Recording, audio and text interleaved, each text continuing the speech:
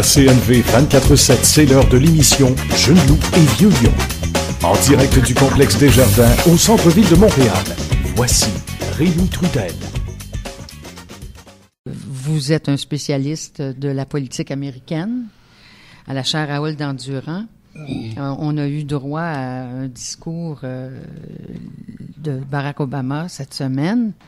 Moi, je l'ai trouvé très intéressant. Je pense que il veut marquer des points dans son dernier mandat. Il veut réaliser des choses auxquelles il tient. Vous, comment évaluez-vous Et on ne se privera pas de revenir discours aussi sur d'autres aspects de mission, leadership et de collège néoclassique. Bien On ne peut sûr. pas échapper à cette question-là. Bon, alors, discours sur l'état de la nation, Barack Obama, février 2013. C'était un excellent discours et qui est un discours qui est très différent du Barack Obama 1 ou 1.0. La grande différence, si on voulait résumer ça, Barack Obama 1.0, c'est celui qui faisait les batailles qu'il pouvait gagner. Barack Obama 2.0, c'est celui qui fait les batailles qui doivent être menées. Et c'est très différent. Ça ne veut pas dire qu'il y en a un qui est machiavélique et l'autre qui est naïf. Essentiellement, si on résume le mandat de Barack Obama, c'est sa réforme de la santé. Son legs, Oui. c'est ça. Oui, il y a l'économie et tout, mais dans 20 ans, dans 50 ans, dans 100 ans, si ça tient, ce qu'on va se souvenir, c'est ça. Le même genre de réforme qui pourrait marquer les États-Unis pourrait être une réforme sur l'immigration. Mais chaque fois que vous entendez parler le président américain, il faut se souvenir que quelque part, dans son inconscient, le président américain doit être un peu jaloux du premier ministre du Québec, par exemple. Parce que le premier ministre du Québec a, toute proportion gardée, beaucoup plus de pouvoir que le président américain. On dit souvent que le président américain, c'est l'homme le plus puissant du monde. C'est vrai, mais c'est incomplet. C'est l'homme le plus puissant du monde lorsqu'il en a la permission. avec son Et cette congrès? permission-là, elle vient du Congrès. Donc, tout ce que le président a dit, essentiellement, c'est une liste de souhaits. Tout ça, au complet, pourrait être frappé de ce qu'on appellerait quand on met ça au feuilleton ou que ça meurt au feuilleton, parce que s'il n'y a pas de suite au Congrès, vous savez, le président propose et c'est le Congrès qui dispose.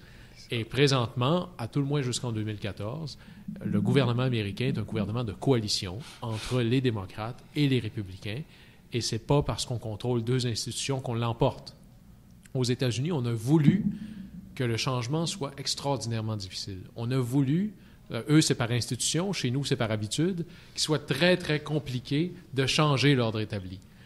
Essentiellement, alors ça donne à la minorité. Vous savez, dans notre système à nous, c'est la dictature de la majorité. Dans le système américain, c'est l'habilité de la minorité à prendre la majorité en otage. Et elle le fait très, très bien. Alors, c'est véritablement, la preuve sera dans le pudding, comme disent les Américains. C'est pas ce qu'Obama déclare, c'est ce qu'il pourra signer au bout de la ligne. Et là, il s'agit de deux réalités complètement différentes. En ce sens-là, est-ce qu'on peut dire aussi que, il a donné le signal aux républicains qu'il va les défier dans la Chambre qui lui fait tyrannie de la minorité?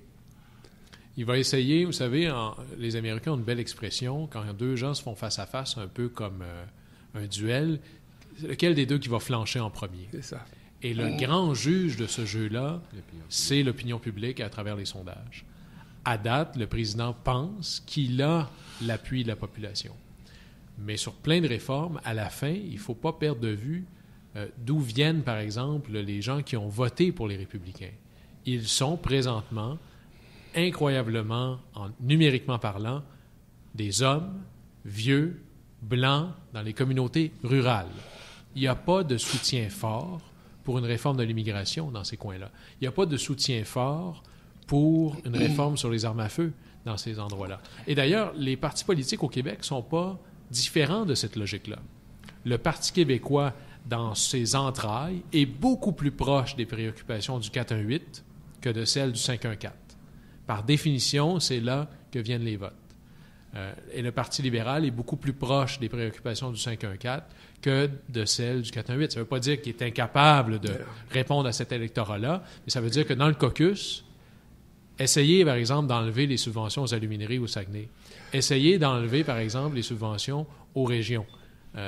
ça va brasser plus dans un caucus que dans l'autre. Centrales, là, hein? On a vu le cas des petites centrales.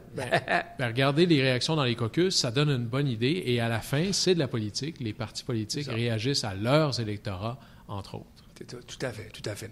Jean-Bernard Marchand, vous avez certainement quelques interrogations. Moi, et ou sur mission, collège néoclassique, et ou l'actualité. Mais je veux faire le lien entre l'analyse de la politique américaine et finalement la formation d'appoint qu'on donne à des futurs leaders ou des leaders en devenir. Guillaume Lavoie mentionnait dans son analyse du discours d'Obama cette distinction claire entre le pragmatisme de certaines mesures et les combats qui doivent être menés. Et en première partie d'émission, dans d'autres émissions précédentes, on parle, et encore aujourd'hui, Gabriel Nadeau-Dubois en fait mention, il parle d'un mouvement social dont le politique a tenté de reprendre les racines.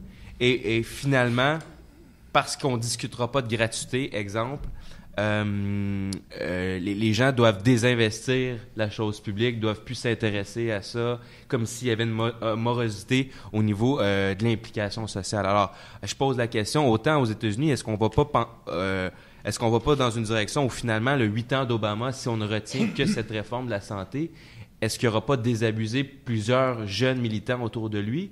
Au même titre qu'au Québec, des gens qui ont investi un peu ce mouvement social-là, est-ce que très rapidement, on se retrouve dans la démobilisation lorsqu'on promet des choses, lorsqu'on n'est pas capable de livrer la marchandise, en tout cas, en façade? Ou... Pour moi, la force ou je dirais le côté véritable de l'engagement se mesure en même degré que le degré de compréhension que l'on a de réaliser ce changement-là. Si on pensait qu'en votant Obama, le lendemain, là, il ferait plus beau, qu'il pleuvrait moins, que toutes les réformes se feraient naturellement, bien, si notre engagement était basé sur un espoir un peu naïf, bien, il est tout à fait normal qu'il s'étiole au vent. Si notre espoir de changement est complètement engagé, on sait à quel point ça va être difficile et que c'est une étape vers autre chose, bien, cet engagement-là, il maintient.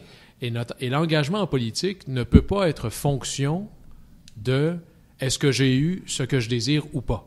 L'engagement en politique, c'est de s'engager dans une démarche. Et c'est la démarche qui est importante. Et d'ailleurs, Gabriel Nadeau-Dubois et le mouvement là, qu'on a connu au printemps dernier, pour moi, témoignent d'une extraordinaire naïveté. Et je vous parle de quelqu'un qui a vu l'autre grève étudiante, qui, elle, était véritablement une grève étudiante. Moi, je pense qu'on a fait une espèce de mélange des genres au printemps entre l'insatisfaction du gouvernement, qui est une coalition très, très large sur un paquet d'enjeux, et la bataille sur l'éducation. Et ceux qui s'imaginent qu'il existe la même coalition sur la seule question de l'éducation que sur le fait que nous n'aimons plus le gouvernement qui était en place, ont une analyse, pour moi, tronquée de la réalité. Là. Et là-dessus, au général, là, et pour moi, le vrai défi passe par là, le véritable... Si aux États-Unis, la difficulté de réaliser des réformes, c'est les institutions politiques qui veulent que la minorité puisse bloquer le reste, chez nous, c'est la situation financière. Et d'ailleurs, si vous voulez quelque chose d'un peu choquant, là, si j'avais à choisir entre la réalité budgétaire américaine et la réalité budgétaire québécoise, je choisirais sans l'ombre d'une hésitation le budget américain. Pour moi, les États-Unis sont dans une situation budgétaire moins critique que celle du Québec. Parce que les intérêts sur la dette aux États-Unis, c'est 6 % du budget. Chez nous, c'est 12, presque 13 % du budget.